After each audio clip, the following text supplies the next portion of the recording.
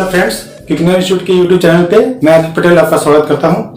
दोस्तों, आज हम लोग कुछ एक खास टॉपिक पे बात करने वाले हैं। मैं आपको ये बताने वाला हूं कि एक सरकारी नौकरी पाने के लिए हम लोगों के अंदर क्या क्या होने चाहिए। तो चलिए शुरू करते हैं।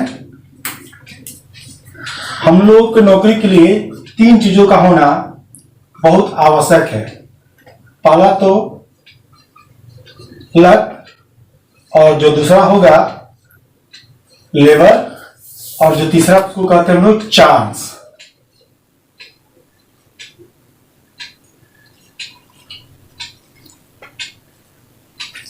दोस्तों, मुझे उम्मीद है कि काफी लोग इसके बारे में अवगत होंगे, मगर आज हम लोग इसको बारीक से समझते हैं कि आखिर ये है क्या। ये 3 जो पॉइंट्स हैं हम लोग का, इसका मतलब क्या होता है, इसका हम उसको डिटेल से समझाने का प्रयास कर रहा हूं। तो सब कोई तो अब तक ऊपर से स्टार्ट करता है, अब की बार मैं इसको नीचे से स्टार्ट कर रहा हूं। तो चलिए समझते हैं कि सबसे पहले कि सबसे नीचे वाला ये चांस, इसका मतलब क्या होता है।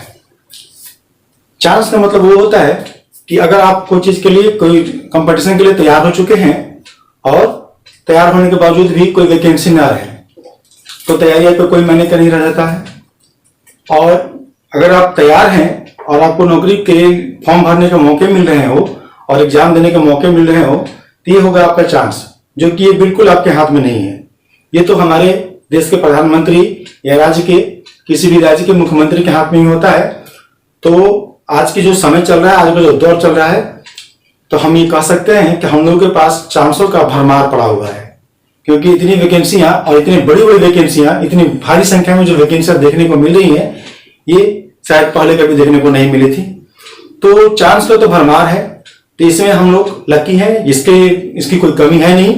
तो अब अगला कंडीशन आता है कि जो मेरे हाथ में नहीं था वो हम लोग को अभी मिल रहा है। दूसरी जो टॉपिक है हम लोग का, वो है लेबर। सबको को मालूम है कि बिना अथक मेहनत के इतना मेहनत करना होता है, पता नहीं आपको कितना मेहनत करना है, ये आपको भी नहीं मालूम है। और कब आपका मेहनत सार्थक हो जाएगा, कब आपके मेहनत से आपको जॉब मिल जाएंगे, किस हद तक आपको मेहनत करना है, इसका कोई अंदाजा नहीं है। और बीच रास्ते में ही अभी हम लोग को यही महसूस होगा कि अभी तो हम लोग ने शुरुआत की है, पता नहीं कितने दिन तक हम लोग किस तरह का मेहनत करना पड़े और कितना आगे जाना पड़े। अचानक ही बीच रास्ते में ही आपका सब कुछ क्लियर हो जाएगा और आपको सिलेक्शन मिल जाएगी, तो ये आपका लेबर करवाएगा। तो लेबर करने से बिल्कुल ना घबराएं, जितना हो सके उससे 2 कदम और बढ़ के काम करें। जब भी अगर मन थकने की कगार पे आ जाए, तो बस इतना ही बात को समझना है कि शायद अभी 1 घंटे का और मेहनत जो होगा हमको अपने मंजिल तक पहुंचा सकता था। अगर अभी ही हम रुक जाते हैं तो शायद अगले घंटे में ही हमको ये मंजिल प्राप्त हो सकती थी और उससे हम पीछे रह जाएंगे।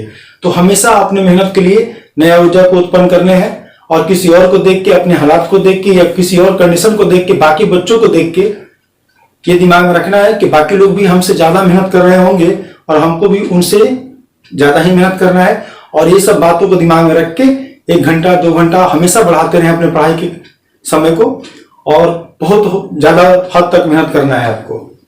तो ये पूरा का पूरा आपके हाथ में है कि आप कितना मेहनत करते हैं।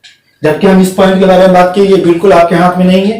ये देश के प्रधानमंत्री और राज्य के मुख्यमंत्रियों के हाथ में होता है, जो कि अपने हाथ तो खोल चुके हैं। काफी वैकेंसी आ गई हैं और आने वाले दिनों में भी काफी वैकेंसी आने का आसार दिख रहे हैं।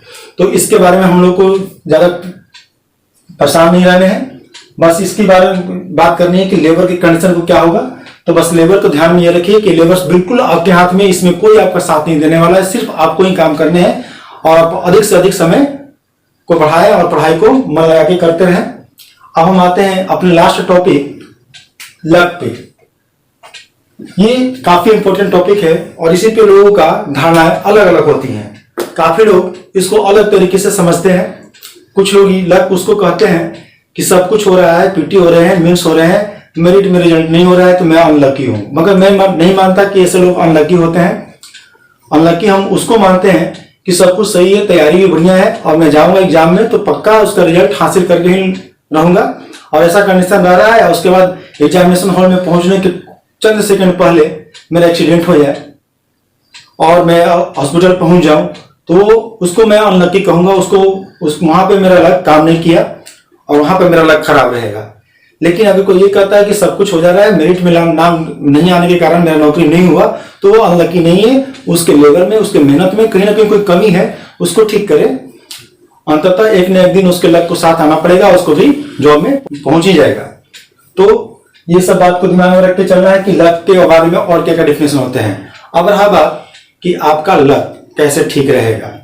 एक और उदाहरण दे रहे हैं हम कि लक कैसे, हम किस चीज को हम लक मानते हैं कि वर्षों से तैयारी कर रहे हैं या महीनों से तैयारी कर रहे हैं हम किसी एग्जाम का, और एन एग्जाम के समय ही हमको बहुत ज्यादा बीमार हो जाते हैं हम, या हम बुखार से ग्रसित हो गए, या किसी तरह का कोई घाव परेशान कर दिया, या कोई और बात हो जाती है। यहाँ पे हम लक की बात कर सकते हैं कि इस घाव को भी अभी होनी थी, या बीमार में हमको अभी ही पड़ना था।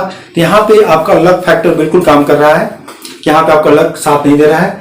मगर अब रहा बात कि मेरा लक साथ देगा कैसे, तो भाइयों लक तो उसी का साथ देगा जो अपने मन में कोई तरह का पाप ना रखता हो, हर एक लोग के बारे में अच्छा सोचता हो।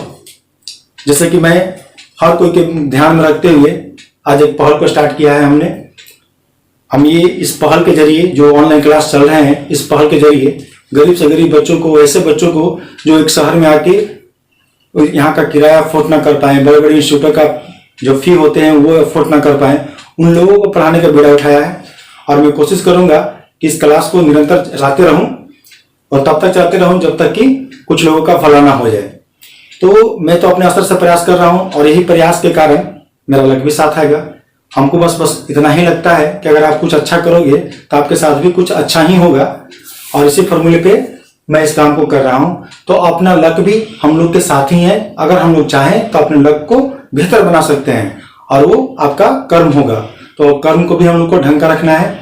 इसी कगार पे जो मैं पहल स्टार्ट किया हूं उसमें आप भी भागीदारी हो सकते हैं। आप हो सके तो अधिक से अधिक लोगों को, जरूरतमंद लोगों तक मेरे चैनल के बारे में बताएं, और इस प्रकार हम लोग अपने जॉब को आसानी से अचीव कर सकते हैं, और तीनों चीज को हम लोग सुधार सकते हैं। तो मेरी नजर से अब ये तीनों चीज अब आपके हाथ में ही हो गए, क्योंकि ये तो आपको पहले ही से मिल रहा है, इस पे पूरा का पूरा आपका कमांड है, और ये भी आपके हाथ में ही आगे रुक जाता है, क्योंकि आपके कर्मों का फल ही आपको रिजल्ट के रूप में मिलेगा। तो आप अपने कर्मों को ठीक करें, किसी से द्वेष ना रखें, हर कोई को सहयोग करें। और एक बात और, बहुत लोगों के मन में ये सवाल उठता है कि अगर कुछ अच्छा चीज हमको मिल गया तो मैं ये बात किसी और से शेयर ना करूं। तो ऐसा करने से मेरे भाई कुछ नहीं होता है। इस दुनिया में काफी लोग ऐसे हैं जो बहुत अच्छे अच्छे काम कर रहे हैं।